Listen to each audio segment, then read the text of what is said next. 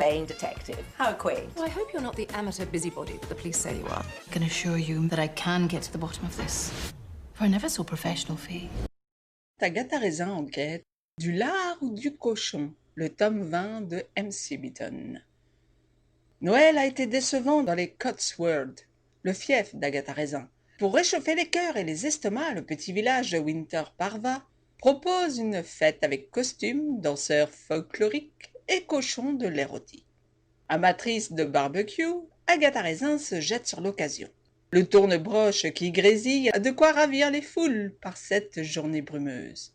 Mais lorsqu'on découvre que la bête n'est autre que le policier Gary Beach, assassiné et embroché, la fête tourne vite au cauchemar.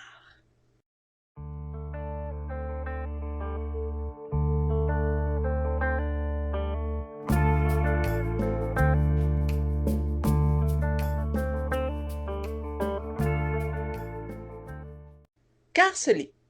Agatha Raisin est en voiture quand elle se fait verbaliser par le policier Gary Beach qui distribue à qui mieux mieux les amendes.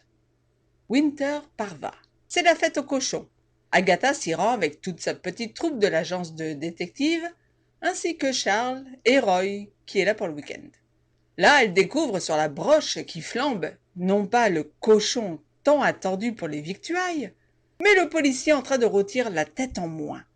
Et le boucher qui devait livrer la bête est lui aussi retrouvé mort.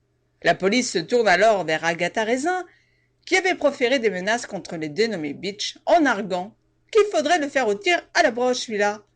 Heureusement pour elle, Agatha n'est pas la seule qui en avait après le policier. Celui-ci distribuait en effet les amendes comme des bonbons et s'était attiré les foudres de nombre de personnes. Ni une ni deux.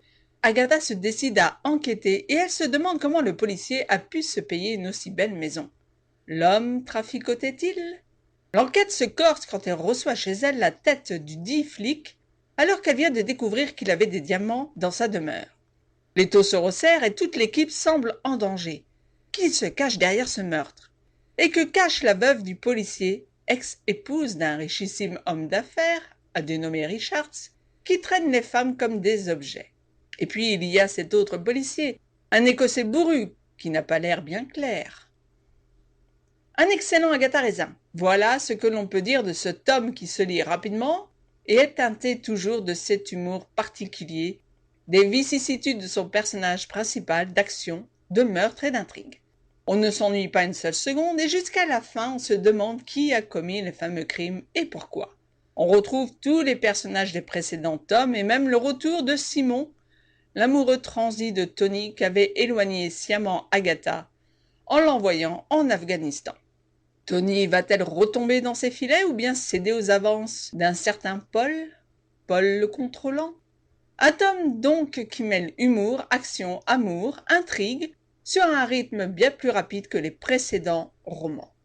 Du lard ou du cochon est décidément un très bon Agatha Raisin que je vous recommande.